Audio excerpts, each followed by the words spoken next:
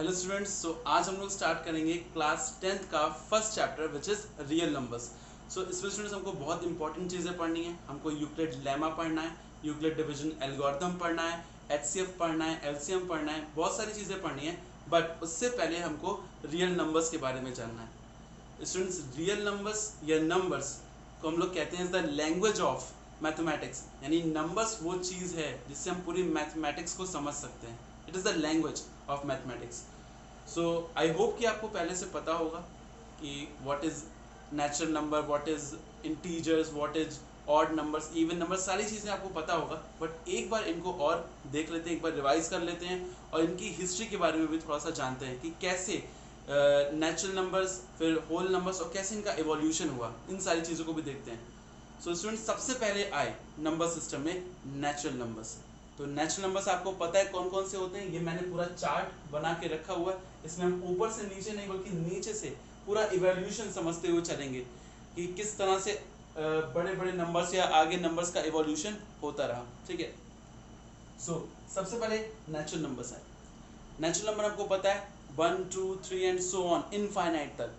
तो जितने भी 1 2 3 को काउंटिंग नंबर्स भी कहते हैं। सो इनकी ज़रूरत पड़ी। इनकी ज़रूरत इसलिए पड़ी क्योंकि स्टूडेंट्स, हमको हर चीज़ को, जब से सिविलाइजेशन आई है तब से हमको चीज़ों को मेज़र करना ज़रूरी था। जैसे शिकार करने जाते थे शिकारी, तो उनको ये पता करना ज़रूरी था, ये मेज़र करना ज़रूरी था कि कितना शिकार करके आना है। तो उनको नंबर्स की ज़रूरत पड़ी। ठीक है। तो इसलिए नंबर सिस्टम ये आया सबसे पहला नेचुरल नंबर। दिस इज़ 1 2 3 4, क्योंकि हमको नेचर से मिला है ये सारे नंबर्स। ऐसा नहीं कि नेचर में कहीं लिखे हुए थे नंबर्स, ठीक है, बट नेचुरली हमको इनकी ज़रूरत पड़ी तो इसका नाम दिया गया नेचुरल नंबर्स। इनको काउंटिंग नंबर्स भी कहते हैं। ठीक है।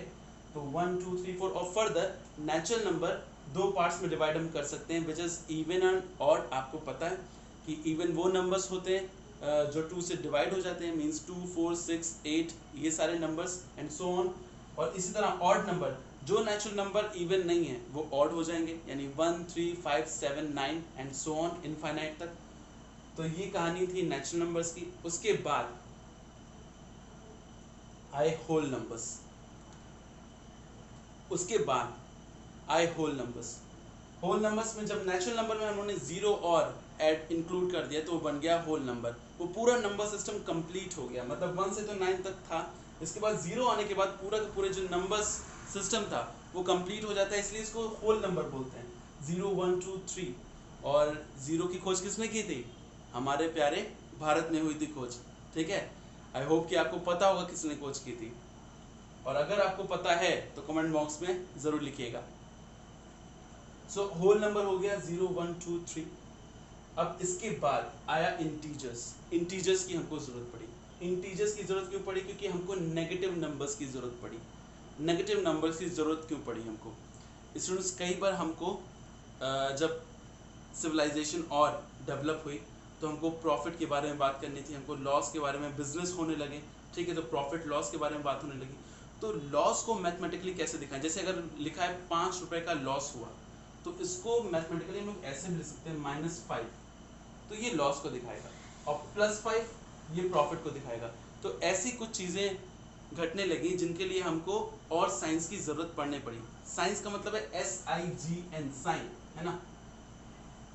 और साइंस की ज़रूरत पड़ने लगी, तो इसलिए नेगेटिव नंबर्स की भी खोज हुई और नंबर सिस्टम थोड़ा सा और इवॉल्व हुआ और इंटीजर्स आए। तो इंटीजर्स में क्या क्या आ जाएगा? इंटीजर्स में नेगेटिव आ जाएंगे, पॉजिटिव आ जाएंगे, और ये बात ध्यान रखिएगा, जीरो ना तो नेगेटिव है और ना ही पॉजिटिव है, इसलिए इसको न्यूट्रल कहते हैं। तो इंटीजर्स की खोज हुई, और इंटीजर्स आपको पता है dot dot dot -3 -2 -1 0 1 2 3 and so on.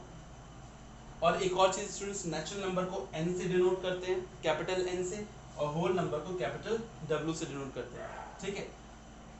तो नेगेटिव नंबर्स, नेगेटिव साइंस की हमको जरूरत पड़ने लगी, इसलिए इंटीजर्स की खोज हुई। और केवल प्रॉफिट और लॉस के लिए ही नहीं, हमको डायरेक्शन दिखाने के लिए भी नेगेटिव साइंस की जरूरत पड़ी। ठीक है। जैसे फॉर एग्जांपल आपने कोऑर्डिनेट ज्योमेट्री 9th में पढ़ी होगी, तो आपने जरूर देखा होगा कि राइट साइड को दिखाने के लिए हम लोग +1 +2 और +3 करते हैं, और लेफ्ट साइड को दिखाने के लिए -1 -2 -3, तो डायरेक्शन को दिखाने के लिए भी हमको कुछ साइंस की ज़रूरत थी। तो वहाँ पे इसलिए इंटीजर्स का एवोल्यूशन हुआ, इंटीजर्स की खोज हुई। ठीक है, तो यहाँ तक कहानी पहुंची, पहले नेचुरल नंबर, फिर होल नंबर और फिर इंटीजर्स। इंटीजर्स के बाद नंबर सिस्टम थोड़ा सा और इवॉल्व करता है। आपको अच्छा ये ध्यान है ना कि इंटीजर्स 3 टाइप्स के, negative, neutral and positive. 0 is a neutral.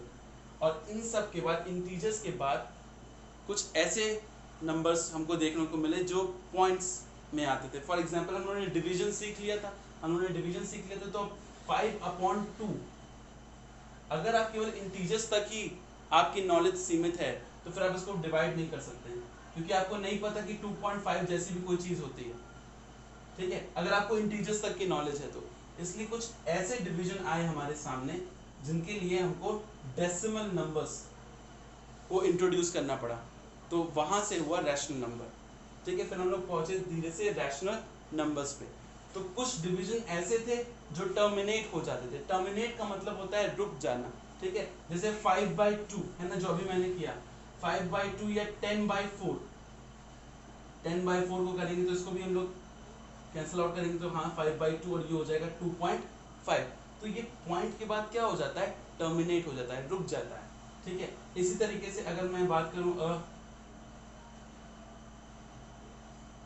18/5, तो 18/5, सो 5 3 ज़ा 15 और पॉइंट लगाएंगे और ये 3 ज़ा 3.6 आ जाएगा, तो ये होगा टर्मिनेटिंग।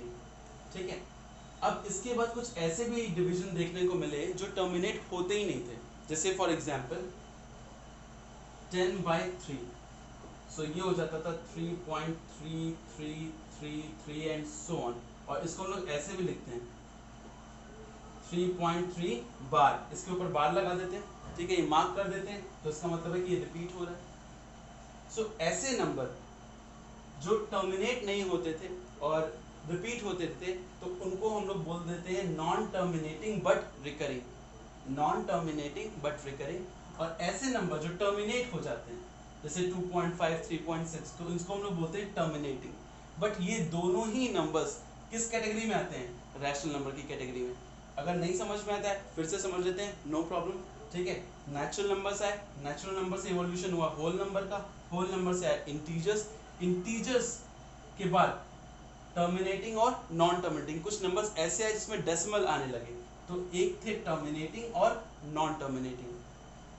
अब कुछ नंबर स्टूडेंट्स ऐसे भी आए जो ना तो टर्मिनेट हो रहे थे और ना ही रिकरिंग हो रहे थे, ना तो रिपीट हो रहे थे और ना ही टर्मिनेट हो रहे थे। फॉर एग्जांपल जैसे अगर मैं ऐसे नंबर्स लिखूं 3.213456129 एंड सो ऑन, तो आप देख रहे हैं ऐसे नंबर्स तो ये बढ़ते ही जा रहे हैं, ना तो रिकर हो रहे हैं, ना तो रिपीट हो रहे हैं और ना ही टर्मिनेट हो रहे हैं।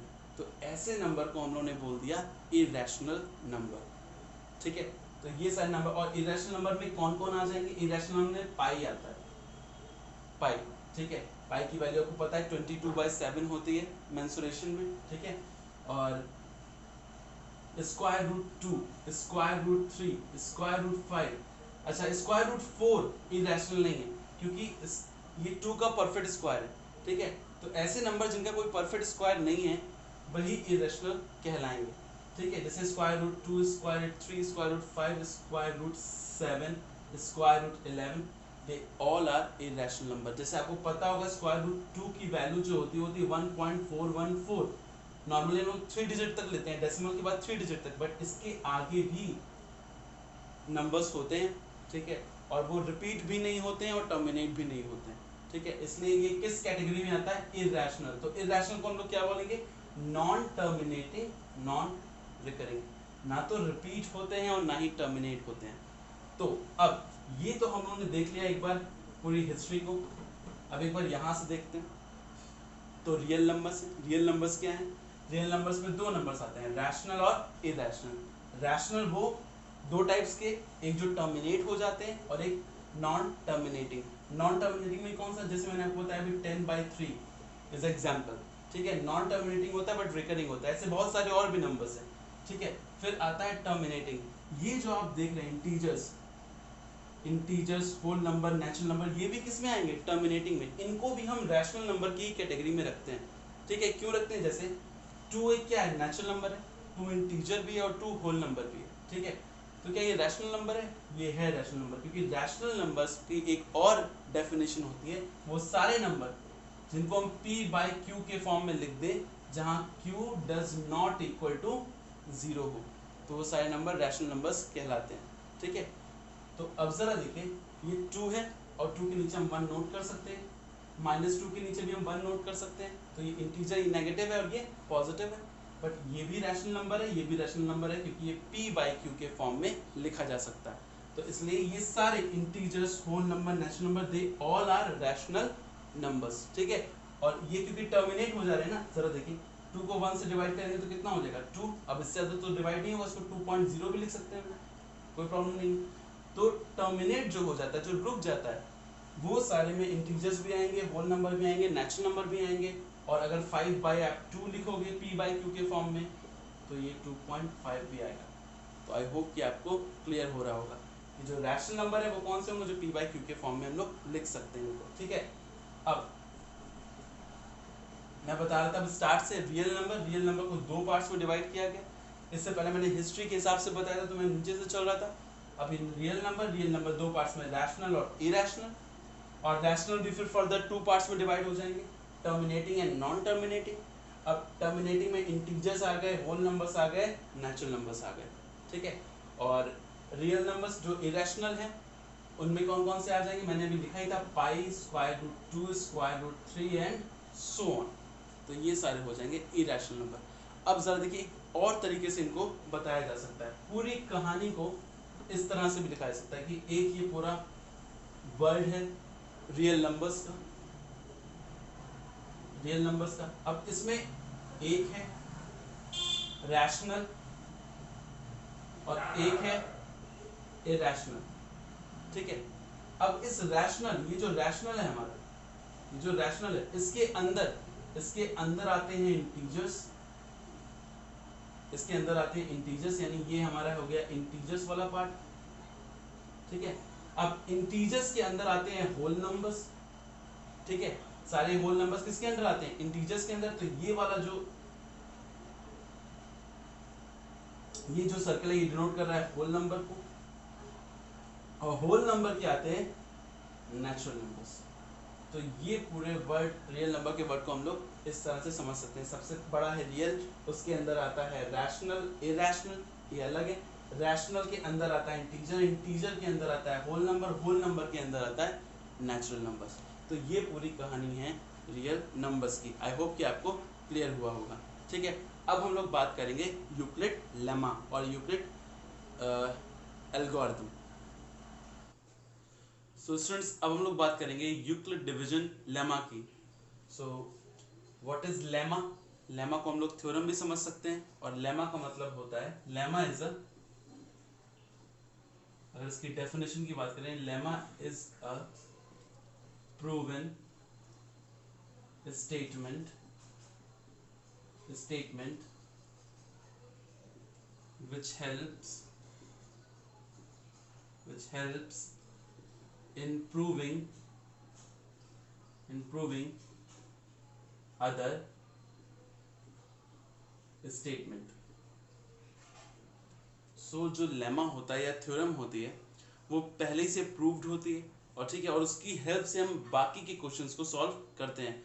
तो यूक्लिड डिवीजन लेमा की हेल्प से हम किसको सॉल्व करेंगे, तो उसकी हेल्प से हम लोग HCF फाइंड आउट करना सीखेंगे या सॉल्व करेंगे HCF को, ठीक है, या HCF फाइंड आउट करेंगे।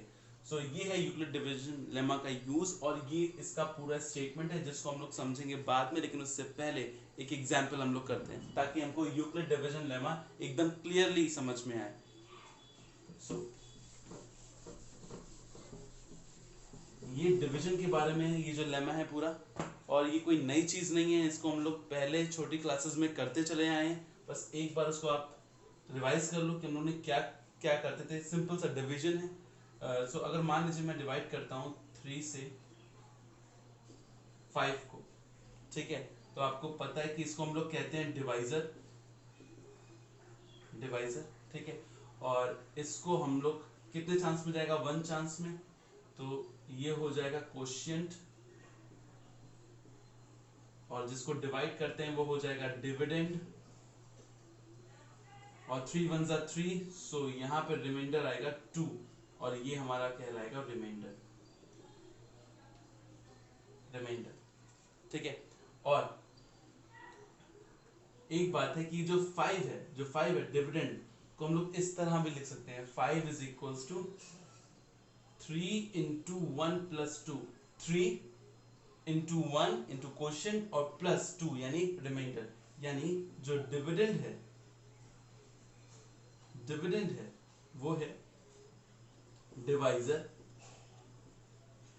Into quotient plus remainder. तो ये चीजें आपको आई होप पहले से पता थी, बस इसी को उन्होंने रीस्टेटमेंट किया और अच्छे से मैथमेटिकली इसको बताया है। तो dividend is equals to divisor into quotient plus remainder, ये बात हो गई। एक चीज अब और समझनी है, लेमा को समझने से पहले, यूक्लिड लेमा को, इसको मैं रफ कर दे रहा हूं।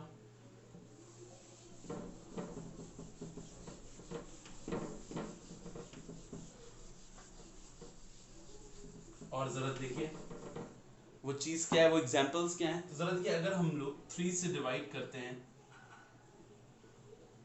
4 को, 3 से डिवाइड करते हैं 5 को, और 3 से डिवाइड करते हैं 6 को, और 3 से डिवाइड करते हैं 7 को, 3 से डिवाइड करते हैं 7 को, तो जरा देखिए 1 चांस में जाएगा, 3 1। आप कहेंगे सर ये डिवीजन क्यों समझा रही है, तो हमको आता है, आपको आता है, लेकिन लेमा को समझने के लिए कुछ और बातें जिसमें हम लोग नोटिस करने वाले हैं, ठीक है, जो हम लोग पहले नोटिस नहीं करते थे।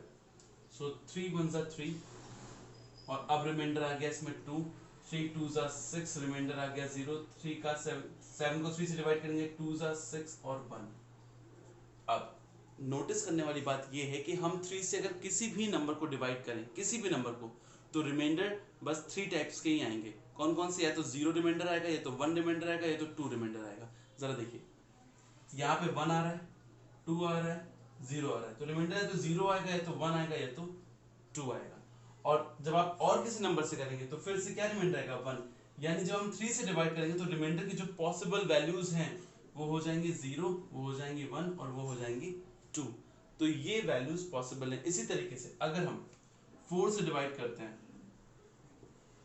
4 को, 4 से डिवाइड करते हैं, या 8 को कर देते हैं, 4 से डिवाइड करते हैं 9 को, 4 से डिवाइड करते हैं 10 को, 4 से डिवाइड करते हैं 11 को, 4 से डिवाइड करते हैं 12 को, तो जरा देखिए क्या क्या रिमाइंडर आ सकते हैं हमारे। तो हमारे रिमाइंडर आएंगे 4 2 जा 8, रिमाइंडर 0, 4 2 जा 8, रिमाइंडर 1, 4 2 जा 8, रिमाइंडर 2, 4 2 जा 8, remainder is 3, and 4 3s are 12। तो अब जरा देखिए, इसका मतलब है कि जब हम 4 से किसी भी नंबर को डिवाइड करें, किसी भी नंबर को, तो हमारे पास 4 टाइप्स के रिमाइंडर होंगे, 4 टाइप्स की। अब रिमाइंडर की 4 वैल्यू पॉसिबल हो सकती हैं। कौन कौन सी? रिमाइंडर या तो 0 हो सकता है, रिमाइंडर या तो 1 हो सकता है, रिमाइंडर या तो 2 हो सकता है, रिमाइंडर या तो 3 हो सकता है, और फिर और अगर आप आगे करते जाएंगे तो 0 1 2 3 ही मिलेंगे। इसके अलावा कोई और रिमाइंडर नहीं मिल सकता। कब? जब हम लोग 4 से किसी भी नंबर्स को डिवाइड करते हैं, ठीक है। तो आई होप कि आपको ये चीजें समझ में आ रही होंगी। इसी तरीके से 5 से अगर किसी भी नंबर को डिवाइड करें 5 से, तो रिमाइंडर की पॉसिबल वैल्यू क्या क्या हो सकती है?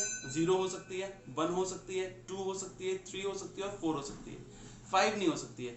आप खुद सोचिए, रिमाइंडर 5 नहीं हो सकता 5 से डिवाइड करने पर, क्योंकि जैसे ही 5 आएगा रिमाइंडर में, 5 इसको फिर से कैंसिल आउट कर देगा, ठीक है। ये बात थोड़ी सी आपको अलग लग सकती है। अगर हम रिमाइंडर 5 है, सपोज करिए यहीं पे रिमाइंडर अगर 4 आ जाता तो 4 इसको फिर से कैंसिल आउट कर देगा, ठीक है। इसका मतलब है कि जो रिमाइंडर है, जो रिमाइंडर की वैल्यू है, वो हमेशा डिवाइजर से कम होगी। फॉर एग्जांपल जरा देखिए, यहाँ पे रिमाइंडर की वैल्यू क्या थी? 0 थी, 1 थी, 2 थी, और इस केस में डिवाइजर हमारा क्या था? 3 था। तो इसका मतलब है रिमाइंडर की वैल्यू हमेशा डिवाइजर से कम होगी। इस केस में भी हम देख सकते हैं 4 वाले में भी, कि जो रिमाइंडर की वैल्यू है 0 1 2 3, वो 4 से क्या है? लेस है। और रिमाइंडर की कितनी पॉसिबल वैल्यू है? Possible values of remainder are 4। Possible मतलब कौन कौन सी? 0 1 2 3, टोटल कितने हो गए? 4। तो पॉसिबल वैल्यू 4 है और जो रिमाइंडर की वैल्यू है ये पॉसिबल वैल्यूज हैं, ठीक है। और रिमाइंडर की जो वैल्यू है, रिमाइंडर कौन कौन से हो सकते हैं? रिमाइंडर या तो 0 होगा या 1 होगा या 2 होगा या 3 होगा। ये बात ध्यान रखिएगा। इसी को समझाया है इन्होंने यूक्लिड डिवीजन लेमा में। अब इसको हम लोग समझते हैं, यूक्लिड डिवीजन लेमा। सो मैं इसको रफ कर दे रहा हूं। सो स्टूडेंट्स देखते हैं यूक्लिड डिवीजन लेमा। सो इसमें लिखा है late a and b are two positive integers, let a and b are two positive integers, then there exist unique integers q and r such that a is equals to bq plus r comma 0 sorry r is greater than equal to 0 and r is less than b। अब आप कहेंगे sir ये ऊपर से निकल गया, ठीक है। ऊपर से नहीं निकलेगा, अच्छे से समझते हैं इसको। तो ये कह रहा है, इनके कहने का मतलब ये है इनडायरेक्टली कि let a and b are two integers. अगर a और b टू इंटीजर और टू पॉजिटिव इंटीजर्स हैं, ठीक है। और एक जो बात इन्होंने नहीं बोली है कि अगर a से हम लोग b को डिवाइड करें, ये बात भी समझिएगा। इसमें नहीं लिखी है लेकिन इसका मतलब यही है, ठीक है, कि अगर सॉरी a से b को नहीं, b से अगर हम a को डिवाइड करें, let a and b are two positive integer, then there exist unique integers q and r। यानी जब हम b से a को डिवाइड करते हैं तो हमको यूनिक इंटीजर्स दो और यूनिक इंटीजर्स मिलते हैं। कौन कौन से? q और r, ठीक है। q हमारा हो जाता है क्वोशिएंट और r हमारा हो जाता है remainder. So let a and b are two positive integers, a and b are two positive integers, तो then there exist unique integers. तो यूनिक इंटीजर्स होते हैं, दो मिलते हैं हमको जब हम डिवाइड करते हैं, और वो कौन कौन से? क्वोशिएंट और रिमाइंडर। सच दैट कि a यानी जो डिविडेंड है वो होता है bq प्लस r के, bq प्लस r के। जरा देखिए इस बात को ऐसे भी लिखा जा सकता है, डिविडेंड जो अभी में हम लोगों ने देखा था into divisor into quotient plus remainder, ऐसा लिखा जा सकता है, ऐसे लिख सकते हैं इसको। और अब जरा देखिए एक बात और जो हम लोगों ने पहले ही समझ रखी है कि जो रिमाइंडर है, अभी उन्होंने देखा था कि जो रिमाइंडर है वो डिवाइजर, b क्या है? डिवाइजर है, तो b से हमेशा कम होगा और 0 के या तो इक्वल होगा, क्योंकि यहाँ पे लेस देन इक्वल टू का साइन है ना, ये साइन है। तो रिमाइंडर 0 के बराबर होगा या 0 के इक्वल होगा या 0 से बड़ा होगा। तो remainder can be equal to 0 और remainder can be greater than 0, but remainder is always less than divisor. ये बात इन्होंने यहाँ पे लिखी है जो अभी हम लोगों ने देखा। तो ये है पूरा Euclid division lemma. I hope कि आपको क्लियर हो गया होगा। ये कुछ नई चीज नहीं बताता है, जो पहले से करते आ रहे थे उसी को बस एक बार रीस्टेटमेंट कर दिया इन्होंने कि अगर दो पॉजिटिव इंटीजर्स a और b हो और b से अगर a को डिवाइड करें तो दो और हमको इंटीजर्स मिलेंगे q और r, और वो इस रूल को फॉलो करेंगे, a is equal to bq plus r या a is equal to bq plus r, और r जो होगा वो b से लेस होगा और 0 के इक्वल होगा या ग्रेटर देन होगा। आई होप कि आपको क्लियर हो गया होगा। अब हम देखेंगे यूक्लिड डिवीजन एल्गोरिथम, और उसी की हेल्प से, यूक्लिड लेमा से ही आई है वो डिवीजन एल्गोरिथम, और उसकी हेल्प से हम एचसीएफ फाइंड आउट करना सीखेंगे, ठीक है। सो इसको मैं कर देता हूं अब रफ, आप चाहें तो इसको नोट कर सकते हैं। सो स्टूडेंट्स अब बात करते हैं यूक्लिड डिवीजन एल्गोरिथम की। एल्गोरिथम का मतलब क्या होता है? स्टूडेंट्स जब हम लोग क्वेश्चन सॉल्व करते हैं तो हमको कुछ स्टेप्स करने होते हैं, तो उन सारे स्टेप्स को मिला करके हम लोग बोलते हैं एल्गोरिथम। एल्गोरिथम मतलब कुछ भी, जैसे अगर आप खाना बनाते हैं तो कुछ स्टेप्स होते हैं जिनको आपको करना होता है, उसके बाद वो कंप्लीटली बनता है, तो उन सबको हम लोग कह सकते हैं एल्गोरिथम। जो जो भी स्टेप्स हमने लिए, जो भी हमने पानी डाला, जो भी हमने दाल डाली या मसाले डाले, वो सारे स्टेप्स हैं उनको बनाने, उस खाने को बनाने के, तो वो सारे के सारे स्टेप्स कहलाते हैं एल्गोरिथम। इसी तरीके से मैथ्स में भी जब हम लोग सॉल्व करते हैं क्वेश्चन को, बहुत सारे स्टेप्स करने होते हैं कई बार, तो वो सारे स्टेप्स को मिला के हम लोग बोलते हैं एल्गोरिथम। तो आई होप कि एल्गोरिथम आपको समझ में आ गया। तो अब बात करते हैं यूक्लिड डिवीजन एल्गोरिथम। ये जो यूक्लिड डिवीजन एल्गोरिथम है ये यूक्लिड लेमा से ही आया है और इसकी हेल्प से हम लोग फाइंड आउट करेंगे एचसीएफ फाइंड आउट करना। अब आप कहेंगे सर ये एचसीएफ एक बार थोड़ा सा रिवाइज करा दीजिए, एचसीएफ क्या होता था वो जरा देख लेते हैं। सो स्टूडेंट्स अगर हम लोग दो नंबर लें 18 और 24, 18 एंड 24, तो जरा देखिए अगर 18 का हम लोग यहाँ पे मैं 18 लिख दे रहा हूँ एंड दिस इज 24, तो अगर 18 को हम लोग फैक्टराइज करें प्राइम फैक्टराइजेशन तो 2 9 3 3 3 1, 18 को हम लोग लिख सकते हैं 2 इंटू 3 इंटू 3 और 24 की बात करें सो ये हो जाएगा 2 12 2 6 2 3 3 1, ये हो जाएगा। तो इसका मतलब है कि ये 2 इंटू 2 इंटू 2 इंटू 3। अब हाईएस्ट कॉमन फैक्टर HCF को हम लोग कहते हैं हाईएस्ट कॉमन फैक्टर। तो सबसे पहले फैक्टर का मतलब क्या है कि जब किसी नंबर्स को प्राइम नंबर्स के मल्टीप्लाई में हम लिख पाते हैं तो उसको हम लोग जो नंबर्स आए हैं वो फैक्टर्स हो जाते हैं, ठीक है। यानी 2 3 3 ये सारे फैक्टर्स हैं 18 के और यहाँ पे 2 2 2 3 फैक्टर्स हैं 24 के। इन सबको मल्टीप्लाई करेंगे तो 24 ही आएगा। तो ये हो जाएंगे सारे फैक्टर। अब कॉमन फैक्टर मतलब है कि ये एक 2 कॉमन है इसमें और ये एक 3 कॉमन है इसमें।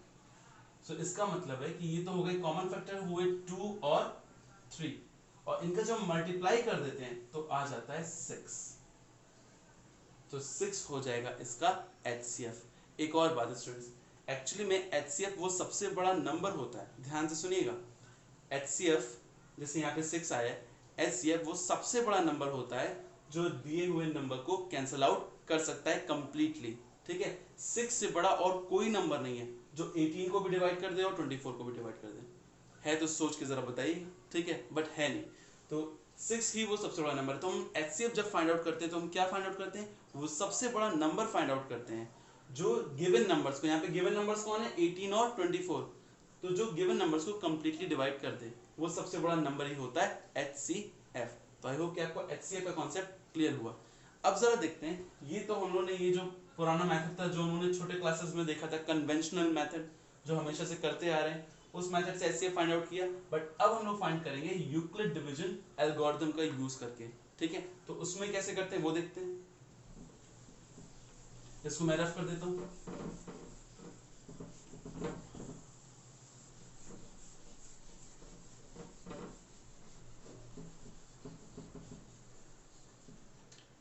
जरा देखिए मैंने यूज किया था 18 एंड 24 और HCF आया था 6 अभी। अब इसको हम लोग यूक्लिड डिवीजन एल्गोरिथम से कैसे फाइंड आउट करेंगे, तो अब जरा देखिए इसके लिए हमको पता होना चाहिए Euclid division lemma. Euclid division lemma में हम लोग डिवाइड करते हैं। अब इसमें से कौन सा छोटा नंबर है 18, तो 18 को नंबर को आप ले लो 18, कितने चांस में जाएगा 1 चांस में जाएगा 18 और क्या आ जाएगा 6, ठीक है। तो इसका मतलब है हम लोग इसको ऐसे भी लिख सकते हैं 24 is equal to Euclid lemma में कहा था ना डिविडेंड इज इक्वल टू क्या होता है divisor into quotient plus remainder. So 24 is equal to हो जाएगा 18 इनटू 1 प्लस 6। अब जरा देखिए ये कौन सा पार्ट है, ये रिमाइंडर वाला पार्ट है। हम लोग तब तक ये करते रहेंगे, डिवाइड करते रहेंगे जब तक रिमाइंडर 0 ना आ जाए।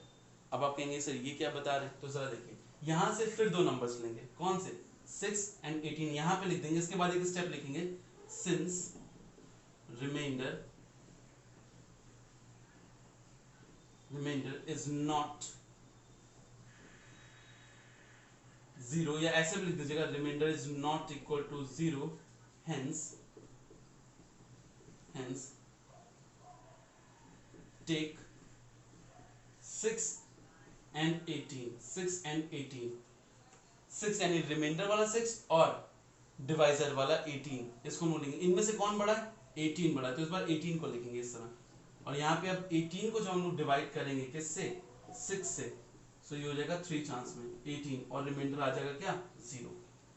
तो इसका मतलब है कि हम लोग 18 को लिख सकते हैं यूक्लिड लेमा से कि 18 इज इक्वल टू हो जाएगा divisor into quotient plus remainder. So 6 into 3 plus 0 अब जरा देखिए रिमाइंडर वाला पार्ट क्या हो गया, 0। तो जब रिमाइंडर वाला पार्ट 0 हो जाए तो उस समय जो हमारा डिवाइजर होगा, उस समय जो हमारा डिवाइजर होगा वही हमारा क्या होगा, HCF. Since remainder is equal to 0, hence HCF is equal to 6। पहले स्टेप में नहीं समझ में आया, कुछ और क्वेश्चंस करते हैं, एकदम क्लियर हो जाएगा।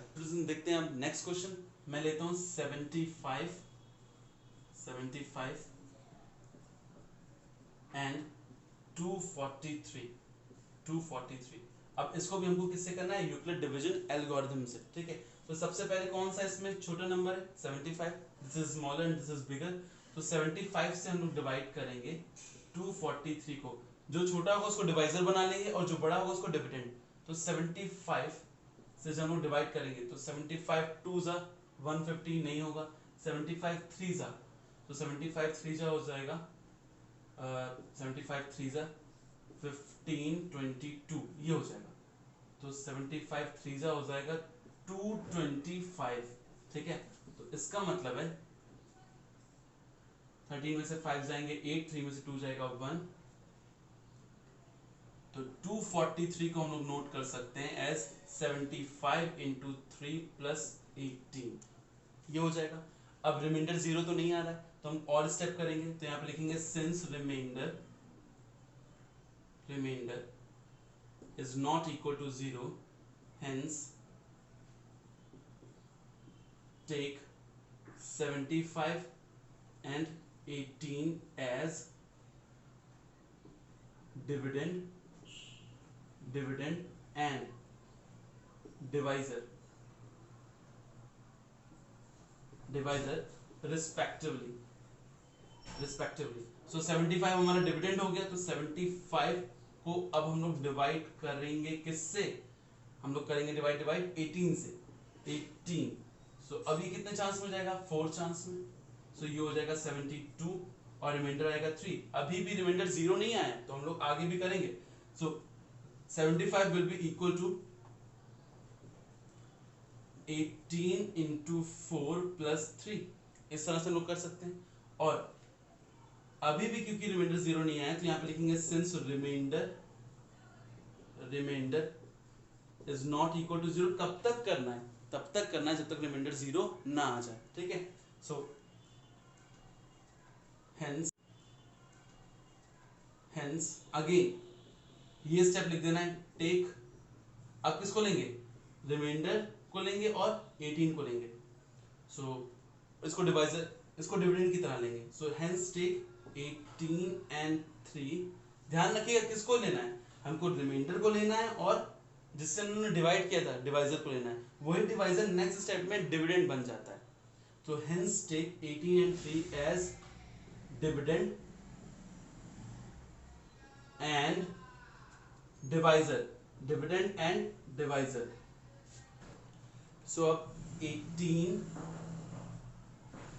जब 3 से हम लोग 18 को डिवाइड करेंगे तो 6 चांस में जाएगा 18 और रिमाइंडर आ जाएगा 0। सो 18 को हम लोग लिख सकते हैं 3 इंटू 6 प्लस 0। सो यहाँ पे लिखेंगे since remainder is equal to 0, hence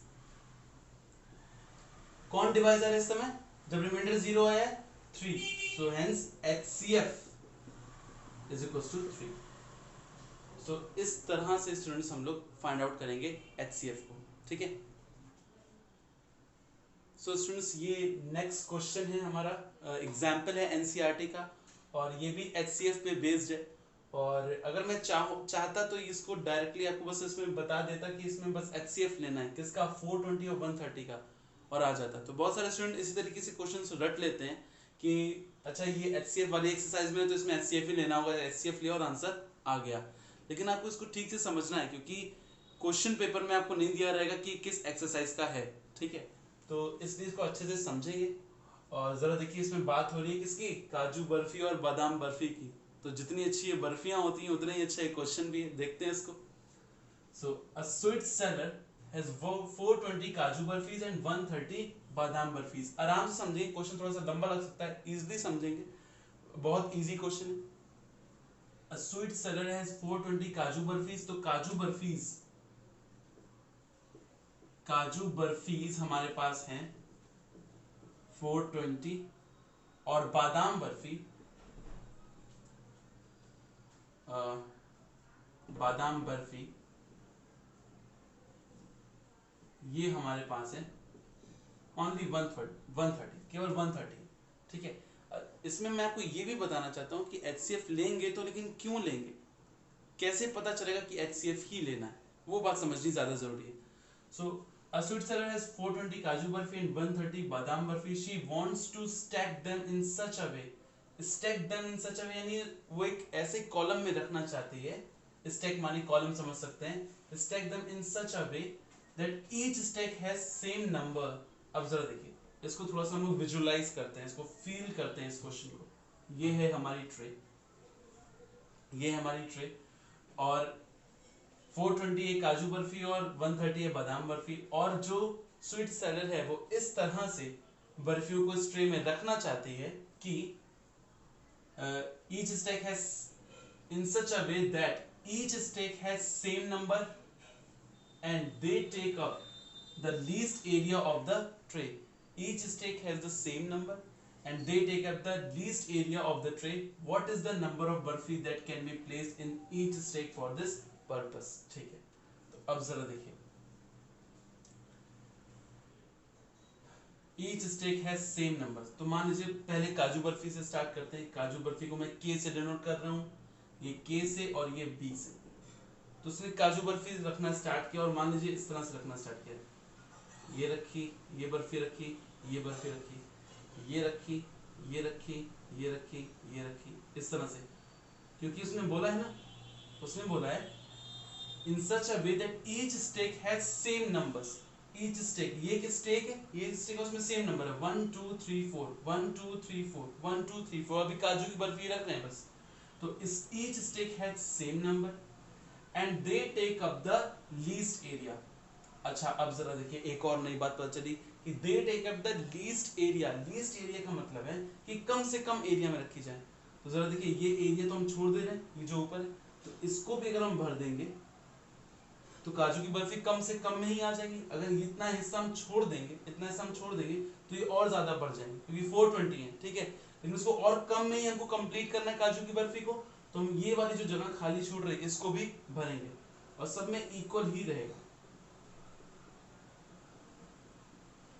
अच्छा, इसको हम लोग कह सकते हैं P, इस पूरी लाइन को कह सकते हैं P, और इसको हम लोग कह सकते हैं Q। और जरा देखिए, फर्स्ट में भी कितने हैं, P हैं, टोटल P, सेकंड वाले में भी टोटल P है। ये कितने मुझे पता नहीं है, मैंने बस नाम दे दिया है इसका P। ये 7 हो सकते हैं, 8 हो सकते हैं, ठीक है, कुछ और भी नंबर्स हो सकते हैं, 1 2 3 4 है ना। इसमें भी P है, इसमें भी टोटल P। अब इसमें भी काजू की बर्फी भाई भरी जा रही है, इसमें भी टोटल उतनी ही काजू की बर्फी है इस वाले में जितना कि इसमें है, जितना कि इसमें और जितना कि इसमें, सब में सेम नंबर है। और क्योंकि ये लीस्ट एरिया है इसलिए मैं पूरा पूरा भर दे रहा हूँ। ये मैक्सिमम है जितने भर सकती है, इन जो P की वैल्यू है इससे ज्यादा नहीं हो सकती है, क्योंकि इससे ज्यादा होगी तो ट्रे से बाहर चला जाएगा, ठीक है, तो ये मैक्सिमम है जो P है। अब हम लोग बात करते हैं बादाम बर्फी की। अच्छा, काजू की बर्फी ज्यादा है, थोड़ा सा और भर देते हैं इसमें, है ना।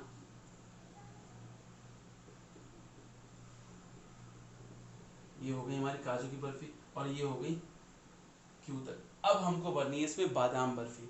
तो बादाम बर्फी जब हम लोग भरेंगे तो ये B हो जाएगा, ये B हो जाएगा, B B B B, ये भी सेम नंबर्स की होगा, क्योंकि उसने बोला है in such a way that each stack has same numbers.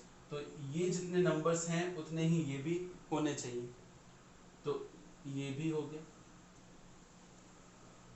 इस तरीके से हमारी ट्रे पूरी काजू और बादाम की बर्फी से भर जाएगी। हम कह सकते हैं कि ये टोटल मिला के 130 है और ये टोटल मिला के 420 है, ठीक है, ये 130 और ये 420। तो अब जरा देखिए, काजू बर्फीज जो कितनी थी 420, वो टोटल किसके इक्वल होंगी, ये P और ये Q, P into Q, P into Q।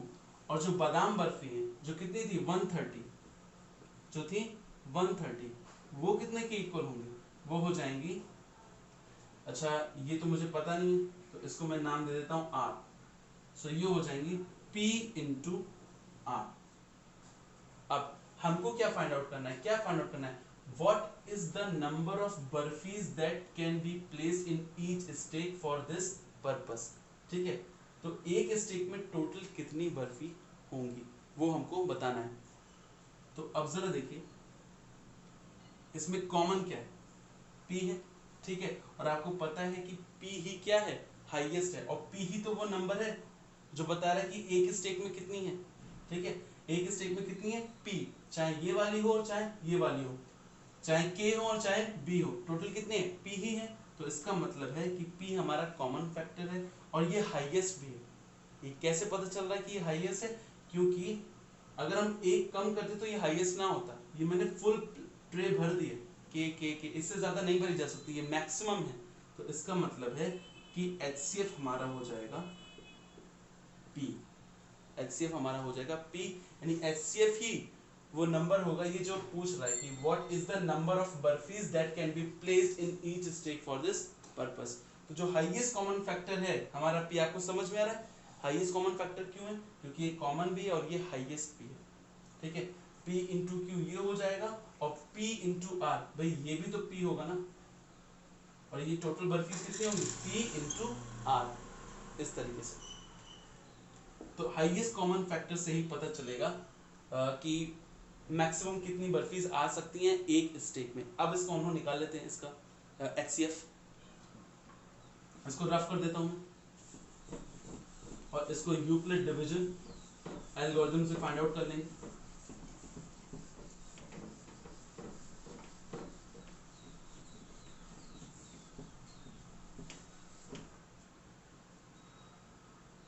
तो यहाँ पे लिखेंगे सॉल्यूशन और यहाँ पे लिखेंगे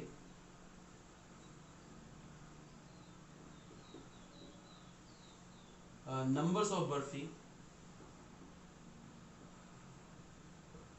burfees that can be placed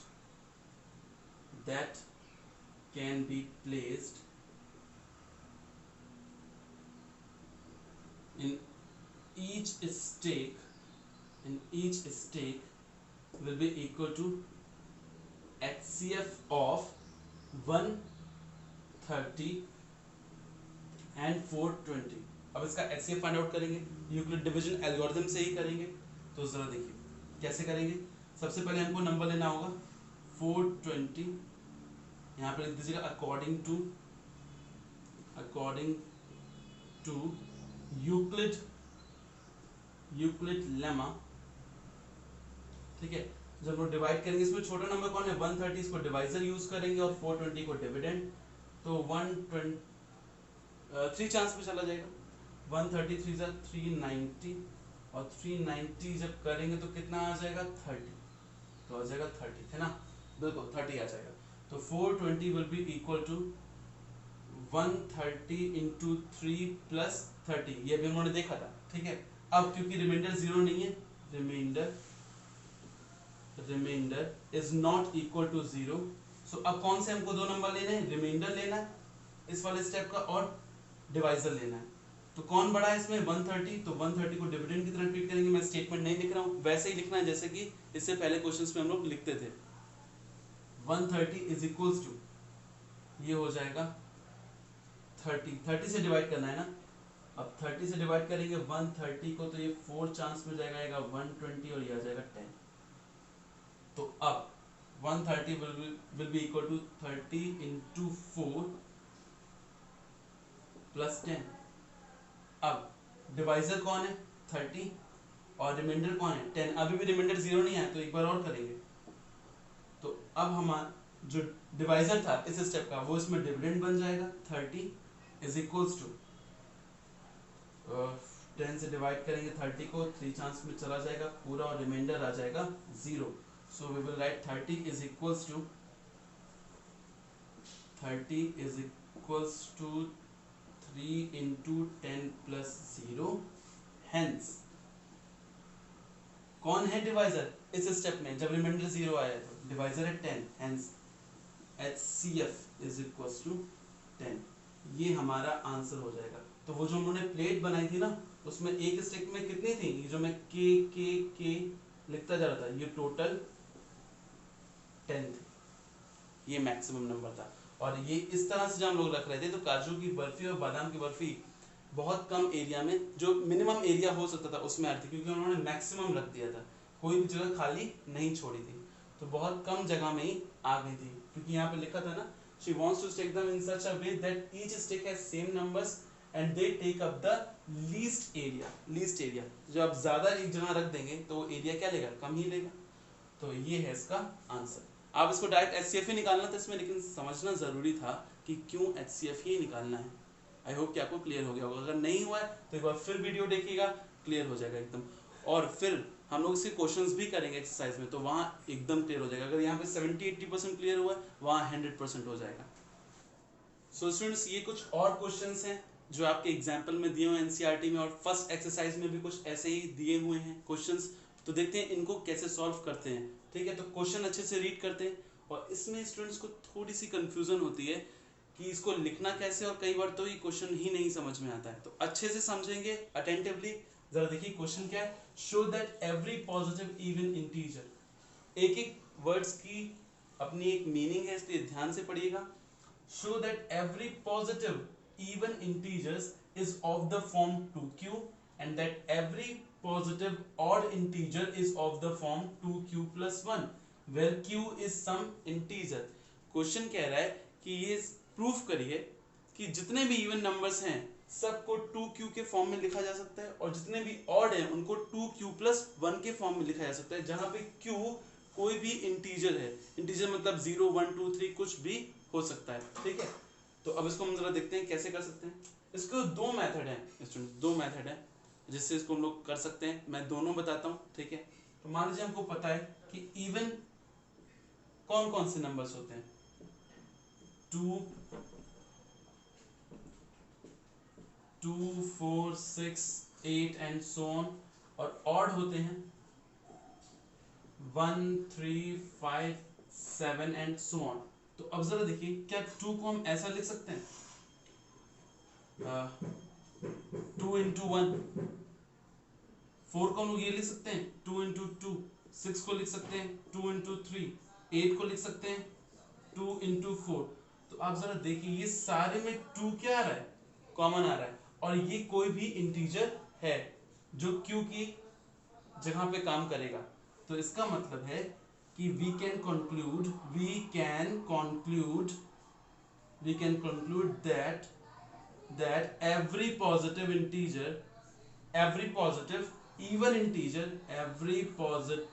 even integer is of the form 2q, है ना। ये 2 है और ये q है। अब ऑड की बात कर लेते हैं। जरा देखिए, ऑड को हम लोग ऐसा लिख सकते हैं, 1 को 2 into 0 plus 1।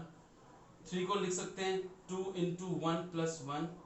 5 को लिख सकते हैं 2 into 2 plus 1। 7 को लिख सकते हैं 2 into 3 plus 1। तो आप सब में देख रहे हैं कि ये जो ऑड है, ये जो ऑड नंबर है, वो 2 into और 0 1 2 3 क्या है, इंटीजर्स हैं। तो 2 into q plus 1 के फॉर्म का, यानी 2q plus 1 के फॉर्म का है। तो यहाँ पे लिख सकते हैं hence we conclude that odd integers are of the form 2q plus 1। ऐसे करेंगे कोई प्रॉब्लम नहीं है, लेकिन इससे भी अच्छी एक अप्रोच है जो ज़्यादा मैथमेटिकली है।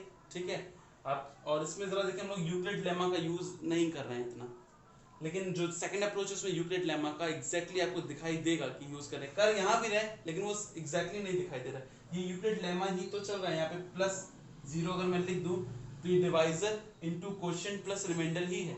Divisor into quotient plus remainder ही है। Divisor into quotient plus remainder, divisor into quotient plus remainder, ये वही चल रहा है। ठीक है। लेकिन एक और अप्रोच है, वो भी मैं आपको बताता हूँ, ठीक है, वो आपको और बुक्स में मिल जाएंगी, एनसीईआरटी बुक में उसी अप्रोच से सॉल्व किया गया है। तो एक तो ये मेथड, और ये बिल्कुल भी गलत नहीं, ये एकदम सही मेथड है, ठीक है। सेकंड मेथड देखते हैं। तो स्टूडेंट देखते हैं सेकंड मेथड। अब सेकंड मेथड में स्टूडेंट हम लोग क्या करते हैं, जरा देखिए, ये जो 2 है जो क्यू के बगल में, इसको हम लोग डिवाइजर की तरह ट्रीट करते हैं। क्यों ट्रीट करते हैं वो मैं क्वेश्चन करूंगा, आपको एग्जाम क्लियर हो जाएगा, ठीक है। तो लेट, इसमें हम लिखते हैं late 2 and 2 is a divisor, 2 is a divisor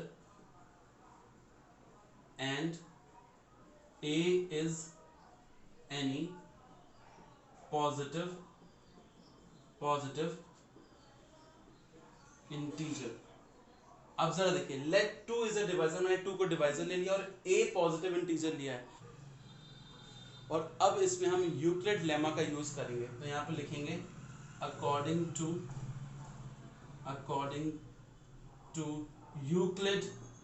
to Euclid lemma a is equals to b, 2b, b की जगह पे हम लोग 2 लिख रहे हैं। हमको पता है ना यूक्लिड लेमा क्या होता है, a is equals to b q plus r such that r is less than b and r is greater than equal to 0। ये होता है यूक्लिड लेमा। तो हम a को डिवाइड कर रहे हैं 2 से, a डिविडेंड है, तो a is equals to 2 into q plus r where अब b की जगह पे यहाँ पे क्या है 2, where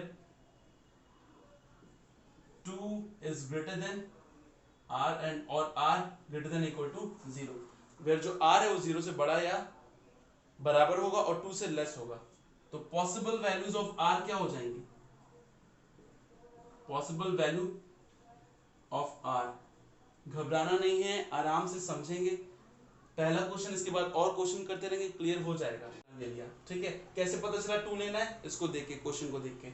अब जब इस पे यूक्लिड लेमा अप्लाई करेंगे तो a इज इक्वल टू हो जाएगा 2q प्लस r, क्योंकि 2q मैंने लिखा क्योंकि b की जगह पे मैंने क्या लिया है 2, और जो r है b, r जो होता है b से लेस होता है, इसका मतलब इस केस में 2 से लेस होगा। पॉसिबल वैल्यू ऑफ r क्या हो जाएंगी, पॉसिबल वैल्यू ऑफ r हो जाएंगी 0 हो सकती है, 1 हो सकती है, क्योंकि 2 तो हो नहीं सकती है, r 2 से लेस है। तो अब जरा देखिए नाउ, अब a के 2 केसेस बन सकते हैं, एक 0 वाले के लिए और 1 वाले के लिए। a तो हो सकता है पूरा पूरा डिवाइड हो गया हो 2 से, या फिर रिमाइंडर आया हो 1, ठीक है। जब 2 से डिवाइड करें तो a या तो 2q होगा, ये है हमारा फर्स्ट केस। और सेकंड केस है a इज इक्वल टू, या तो 2 से जब डिवाइड किया गया हो a को तो 1 रिमाइंडर आया हो। मेरी बात समझिएगा, जब हम किसी a को, किसी भी पॉजिटिव इंटीजर को 2 से डिवाइड करेंगे तो हमको कितने रिमाइंडर मिलेंगे, 2 ही मिल सकते हैं, या तो 0 या तो 1। तो या तो a ऐसा रहा होगा कि पूरा पूरा डिवाइड हो गया होगा, तो रिमाइंडर यहाँ पे 0 रहा होगा, और या तो 1 रिमाइंडर आया होगा, इसके अलावा कोई और रिमाइंडर आ नहीं सकता है, ठीक है। तो अब जरा देखिए, अगर a is equal to 2q है, देन इट इज, अब जरा देखिए ये 2q 2 से डिवाइड हो सकता है कि नहीं, और जो भी नंबर 2 से डिवाइड हो जाएगा वो क्या कहलाएगा, इवन। तो देन इट इज, यहाँ भी ऐसे लिखिएगा, since it is divisible by 2, hence it is even number, or we can say even positive number, or we can say even positive integer। अब ये जरा देखिए, क्या ये 2 से डिवाइड होगा, जरा देखिए ये 2 से डिवाइड नहीं हो सकता, क्योंकि 2 यहाँ से कॉमन हम लोग नहीं ले सकते, क्योंकि यहाँ पे 1 है।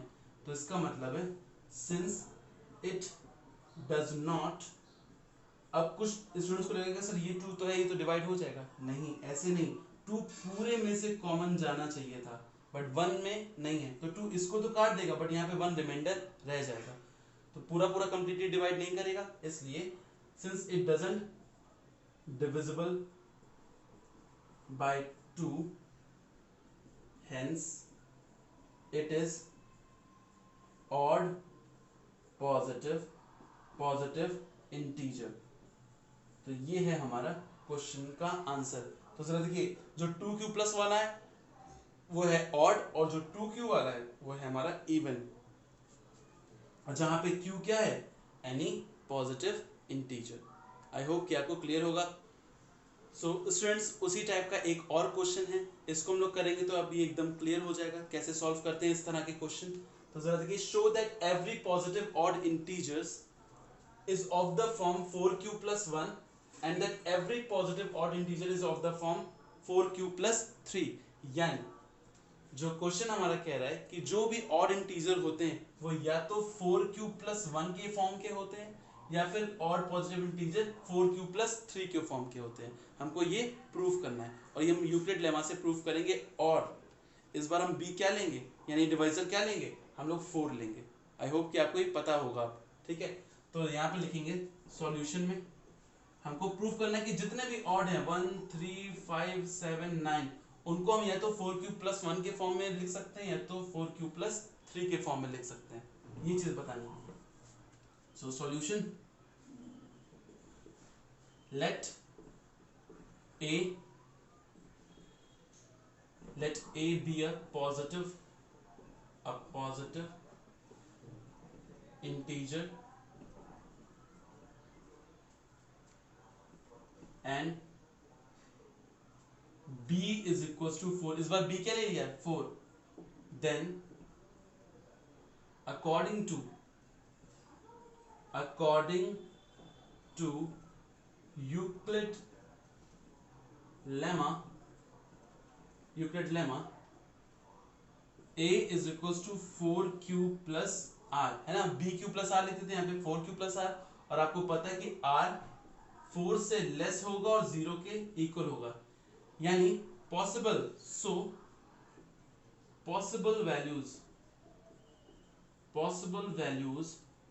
ऑफ r कौन कौन सी हो जाएंगी भाई, 4 से छोटा है और 0 से इक्वल है या बड़ा है।